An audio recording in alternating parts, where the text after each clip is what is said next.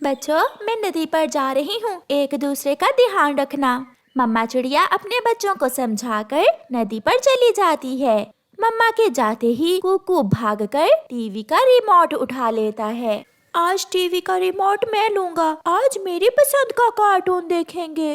मैं लूँगी, आज रिमोट मैं लूँगी। मम्मा ने कहा था टीवी के रिमोट को कुकू हाथ न लगाए।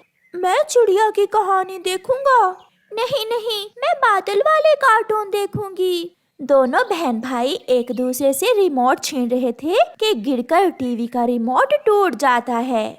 गुड़िया, ये क्या किया तुमने टीवी का रिमोट तोड़ दिया है। रिमोट तुमने तोड़ा है, मैं बताऊंगी कुकू, मैं तुम्हारा मम्मा को बताऊंगी, तुम ही ने रिमोट तोड़ा है। गुड़िया, मम्मा दोनों की पिटाई करेंगी। फिर दोनों बहन भाई परेशान हो जाते हैं। भाई, हम मम्मा के आने से पहले टीवी का रिमोट कबूतर अंकल से ठीक करवा लाते हैं। फिर तुम मम्मा को ये सब न बताना। प्रॉमिस, मैं मम्मा से कुछ नहीं बोलूंगी। फिर वो दोनों बहन भाई टूटा हुआ रिमोट लेकर कबूतर अंकल की इलेक्ट्रॉनिक्स की दुकान पर जाते हैं। अंकल, ये रिमोट ठीक कर दें, ये गिरकर टूट गया है। इसका कवर नया डलेगा। अंकल, मेरे पास पैसे हैं, आप नया कवर डाल दें। और एक बैटरी भी नहीं है, वो भी डाल दें अंकल। कबूतर उनसे रिमोट लेकर ठीक करने लगता है। थोड़ी दूर बैठा हुआ एक दुष्ट कौवा कुकू को अपनी तरफ आने का इशारा करता है, जिसे कुकू गौर से देख रहा था। जब गुड़िया की नजर दूसरी तरफ होती है, कुकू चुपके से उड़कर उस दुष्ट कौवे के पास चला जाता है। मेरे घर में ऐसे 3 रिमोट पड़े हैं, क्या तुम नया रिमोट लोगे? ये सुनकर कुकू खुश हो जाता है। अंकल, आपका घर कहाँ है? वो सामने पास ही तो है मेरा घर। मैं जल्दी ही इस अंकल से नया रिमोट लेकर आ जाऊंगा। तो अंकल, आप एक नया रिमोट मुझे दे दें। फिर कालू कौवा कुकू को साथ लेकर वहाँ से उड़ता है। लो, आपका रिमोट ठीक हो गया है। भाई, आप कहाँ हो? गुड़िया अपने भाई को इधर उधर देखती है, मगर उसे अपना भाई कहीं भी दिखाई नहीं देता। भाई, गुड़िया रोने लग जाती है। इस जंगल में एक बच्चे पकड़ने वाला कौवा भी रहता है, कहीं वो कौवा तो कुकू को पकड़ कर नहीं ले गया? ये सुनकर गुड़िया तो और भी डर जाती है। वो जल्दी से वापस अपने घर भागती है। अंकल, आपने तो कहा था कि आपका घर पास में ही है। मेरे पीछे पीछे आओ, मेरे दूसरे घर में है रिमोट। मगर कुकू एक पेड़ पर बैठ जाता है। चलो आओ, नया रिमोट नहीं लोगे क्या? नहीं, मुझे नहीं लेना नया रिमोट, आप मुझे वापस छोड़ आए। मैं अभी तुम्हें वापस छोड़ कर आता हूँ। ऐसा कहते हुए कालू कौवा कुकू को पकड़कर एक थैली में डाल लेता है। कुकू बहुत कोशिश करता है, वो थैली से बाहर निकलने की बहुत कोशिश करता है, मगर कालू कौवा थैली को लेकर वहाँ से उड़ जाता है। मम्मा, जल्दी चले, कुकू भैया ना जाने कहाँ चला गया है। ये सुनकर मम्मा चिड़िया डर जाती है। क्या? कहाँ? आप कहाँ गए थे? मम्मा, हम आपस में लड़ रहे थे कि टीवी का रिमोट हमसे टूट गया।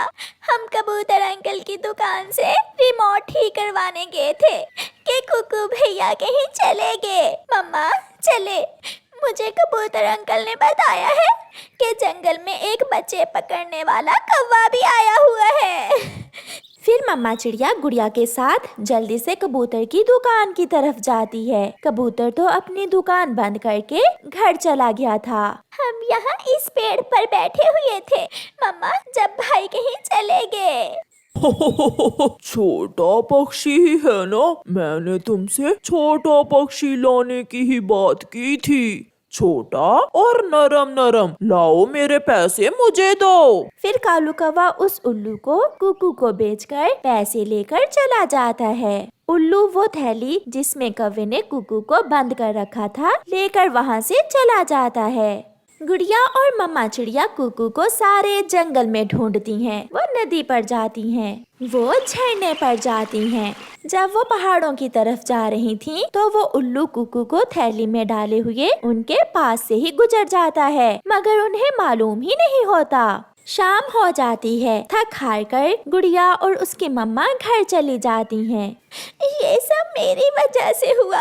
अगर मैं भाई को टीवी का रिमोट दे देती तो ये सब ना होता। चुप कर जाओ गुड़िया बेटी, न जाने अब मेरा बेटा मुझे कभी मिलेगा भी या नहीं। रात हो जाती है। रोते रोते गुड़िया सो जाती है। उल्लू ने कुकू को थैली से निकालकर एक गुफा में बड़े पत्थर के साथ बांध दिया था। अंकल अंकल उल्लू, मुझे छोड़ दें। तुम्हें मैंने पैसों का खरीदा है, मुफ्त में तो उस कौवे ने नहीं पकड़ा था तुम्हें। क्या लोगे? क्या नया रिमोट लोगे? जो बच्चे ऐसे लालच करते हैं वो हमेशा मुश्किल में फंस जाते हैं। फिर कुकू रोता रहता है। अपनी आंखें बंद करो, मैं तुम्हें मारकर तुम्हारा शोरबा बनाऊंगा। 1 2 3। नहीं, छोड़ दे, मेरे भाई को छोड़ दे। आप बुरे हैं, आप बहुत बुरे हैं। ऐसे चीखती हुई गुड़िया जाग जाती है। वो अपनी मम्मा के साथ लग जाती है। गुड़िया बेटी, अब एक कुकू मैंने खो दिया, मैं आपको खोना नहीं चाहती। चुप कर जाओ मेरी बेटी, हम कल पुराने जंगल में जाएंगे। हो सकता है हमारा कुकू हमें वहाँ से मिल जाए। वो माँ बेटी रात जाग कर गुजारती। सुबह हो जाती है। मम्मा मम्मा जल्दी चले। मगर कहाँ बेटी? मम्मा आप चले कबूतर अंकल की दुकान पर। फिर गुड़िया जल्दी से अपनी मम्मा को साथ लेकर कबूतर अंकल की दुकान की तरफ जाती है। अंकल, क्या वो सामने वाला सीसीटीवी कैमरा काम कर रहा है? हाँ, वो कैमरा ठीक से काम करता है। अंकल प्लीज इसमें देखकर बताएं कि कल मेरा भाई किस दिशा में गया था। फिर कबूतर सीसीटीवी कैमरा से देखता है। कुकू उड़ता हुआ सीधा कौवे की तरफ जाता है और फिर वो कौवा उसे साथ लेकर चला जाता है। वो कौवा ही मेरे बेटे को साथ लेकर गया है। अब तो वो कौवा जरूर पकड़ा जाएगा। मैं उस कौवे की एक तस्वीर निकाल लेता हूँ। फिर कबूतर पुलिस को फोन करता है। पुलिस वहाँ आ जाती है। पुलिस, ये है वो कौवा जो इस जंगल के छोटे बच्चों को पकड़ता है। चिड़िया, आप घर जाएं, बाकी का काम हम कर लेंगे। वो शाम से पहले ही पकड़ा जाएगा। पुलिस वो तस्वीर लेकर जंगल के सभी कौवों के घर जाती है। नाम क्या है तुम्हारा? मेरा नाम तो बुरा है। पुलिस आगे जाती है। तुम्हारा क्या नाम है? मुझे तो कौवा ही कहते हैं, मेरा नाम नहीं है। पुलिस एक और कौवे के घर पर दस्तक देती है। कौन है? सुबह सुबह ही आ गया, सोने भी नहीं देते। कालू कौवा जैसे ही दरवाजा खोलता है, पुलिस उसे पहचान लेती है। तो वो तुम ही हो। क्या किया है मैंने? सीधे से बताओ, वो चिड़िया का बच्चा कहाँ है? 2 डंडे खाकर ही कौवा जल्दी से बोलता है। गुफा में उल्लू के पास, गुफा में उल्लू के पास है वो। पुलिस समय जाया किए बिना गुफा में जाती है और वहाँ से कुकू को आजाद करवा लेती है। फिर पुलिस एक पुलिस की गाड़ी में कालू कौवे और उल्लू को पकड़ कर ले जाती है। चलो बेटा, मैं आपको आपके घर छोड़ देता हूँ। पुलिस अंकल, आपका बहुत बहुत धन्यवाद, वरना आज ये उल्लू मुझे पका कर खाने वाले थे। कुकू घर पहुंच जाता है। मम्मा मैं ठीक हूँ। गुड़िया और मम्मा चिड़िया कुकू को अपने सामने देखकर बहुत खुश होती हैं। कुकू बेटा, फिर कभी हमें छोड़कर न जाना। मम्मा, मुझसे बहुत बड़ी गलती हुई थी जो मैं उस दुष्ट कौवे के साथ नया रिमोट लेने के लालच में चला गया।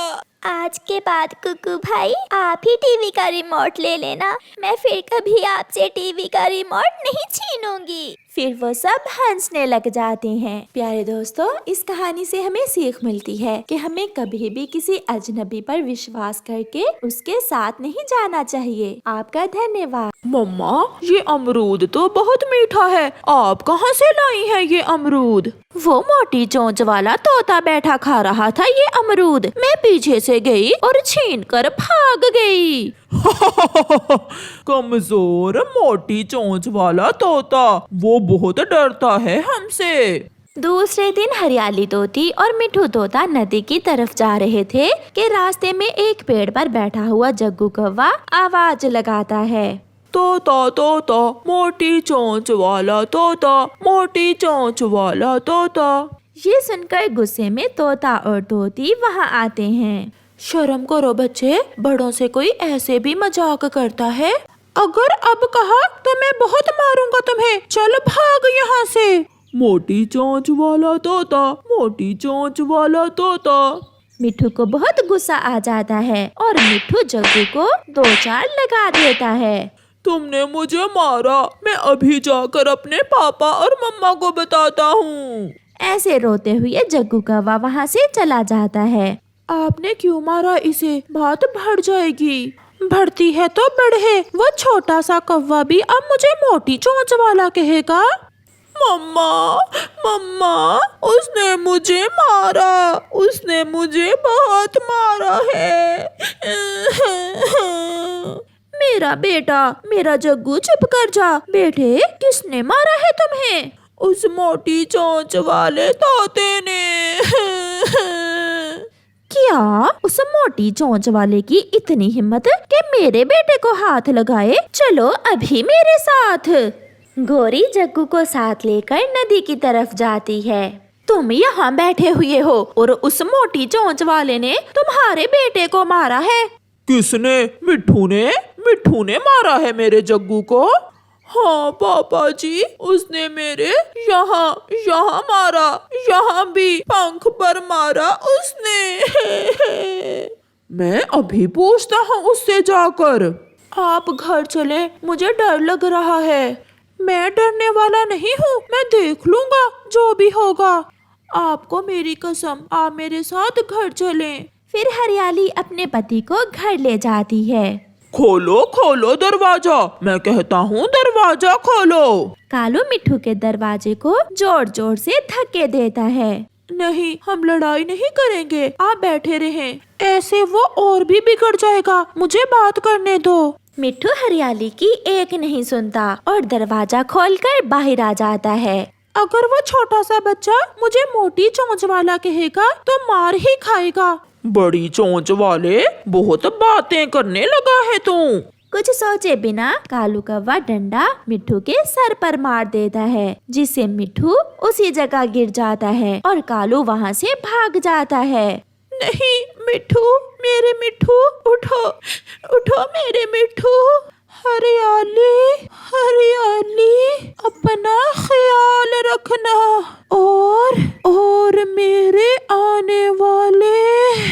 ऐसा कहते हुए मिट्ठू वहीं मर जाता है। हरियाली वहाँ बैठकर रोती रहती है। मैंने गुस्से में डंडा मारा और वो उसके सर पर लग गया। कालू, कहीं जान से तो नहीं मार दिया उसे? वो गिर गया था और मैं भाग आया। चिड़िया भागी भागी कौवों के पास आती है। जालिमो, मार दिया तुमने उसे मार दिया। छोटी सी बात पर तुमने मिट्ठू की जान ले ली।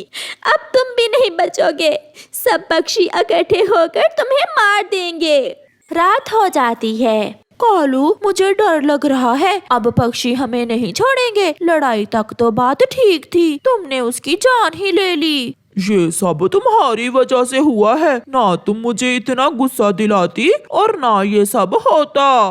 पापा, आपने उसे जान से क्यों मारा? मैंने भी तो उसे मोटी चोंच वाला कहा था, इसलिए अंकल मिट्ठू ने मुझे मारा था। कालू, कालू, अब हम रात के अंधेरे में ये जंगल छोड़कर भाग जाते हैं। मगर हम जाएंगे कहाँ? हम तुम्हारे मामा जी के पास चले जाएंगे। अगर हम यहाँ रहे तो पक्षी हम सबको मार देंगे। फिर आधी रात को कौवों का वो परिवार जंगल छोड़कर दूसरे जंगल चला जाता है। हरियाली बहन, शांत हो जाए, सब बहुत गुस्से में है। कबूतर भी, बुलबुल भी और चील दी ने भी कहा है कि सब मिलकर कौवों से बदला लेंगे। अब कोई कुछ भी कर ले, मेरा पति कहाँ लौट कर आएगा? मैंने उन्हें रोका था, मैंने उन्हें बाहर जाने से रोका भी था। हरियाली का दुख कम होने वाला कहाँ था। वो सारी रात रोती रहती है। ये सुबह सुबह कौन आ गया? दस्तक फिर से होती है। कालू, आप सब सुबह सुबह ही, क्या हुआ? सब ठीक तो है ना? मामा जी, हमसे खून हो गया है, हमें कुछ दिन आप अपने घर में रख लें। खून? किसका खून कर दिया है तुमने? मिठू तोते से लड़ाई हो गई थी। कालू ने गुस्से में डंडा मारा जो उसके सर पर लग गया और वो वहीं मर गया। किसी की जान लेकर तुम यहाँ आ गए हो ताकि सब पक्षी मेरे दुश्मन बन जाएं। आप यहाँ से जाएं। मैं आपको अपने घर में 1 मिनट के लिए भी नहीं रखूंगा। कालू का मामा दरवाजा बंद करके घर चला जाता है। सुबह सुबह ही सब पक्षी इकट्ठे होकर कौवों के घर जाते हैं। वो भाग गए हैं। मैं पहाड़ों की तरफ देखती हूँ और तुम सब घने जंगल में। उन दुष्ट कौवों को सजा जरूर मिलेगी। सब पक्षी कौवों को ढूंढ रहे थे। वो सब बहुत गुस्से में थे। लाल तोता तो हाथ में डंडा उठाए हुए था। मेरा भाई इसी जंगल में रहता है, हम मेरे भाई के पास चले जाते हैं। फिर वो सब गोरी के भाई की तरफ जाते हैं। मुझे सब मालूम हो गया है। ये बात जंगल में आग की तरह फैली हुई है। सब डंडे लेकर तुम्हें ढूंढ रहे हैं। तुम्हारे साथ मैं मरना नहीं चाहता। भाई वो हमें मार देंगे। मेरा जग्गू, मैं अपने जग्गू को मरता नहीं देख सकती। ये सब पहले सोचना था। किसी की जान लेते हुए तुम्हें जरा खौफ न आया। आप सब जाएं यहाँ से। कोई भी उन कौवों को अपने घर रखने के लिए तैयार न था। वो भटकते रहते हैं। वो कई दिन छुप छुप कर गुजारते हैं, भूखे प्यासे, कभी यहाँ तो कभी वहाँ। रात के अंधेरे में वो परिवार एक सूखे हुए पेड़ पर बैठा हुआ था। जिंदगी में कितना सुकून था। घर था, खुशियाँ थी, भोजन था और सब हमसे डरते भी थे। कोई है, छुप जाओ, सब छुप जाओ। वो झाड़ियों में छुप जाते हैं। चील, लाल तोता, चिड़िया, कबूतर वहाँ से गुजर जाते हैं। उन सब के पास डंडे थे। हम नहीं बचेंगे, एक ना एक दिन तो वो हमें ढूंढ ही लेंगे। ऐसे ही कुछ दिन गुजर जाते हैं और फिर एक दिन तेज बारिश शुरू हो जाती है। कौवों का सारा परिवार एक पेड़ के नीचे बैठा हुआ था कि पेड़ की एक डाल टूटकर उन पर गिर जाती है। जग्गू और कालू वहीं मर जाते हैं। जग्गू उठो बेटा, उठो मेरे जग्गू, मैं बर्बाद हो गई, मैं लुट गई। इतनी बड़ी सजा क्यों मिली मुझे? मैं मर जाती, मेरा जग्गू ना मरता।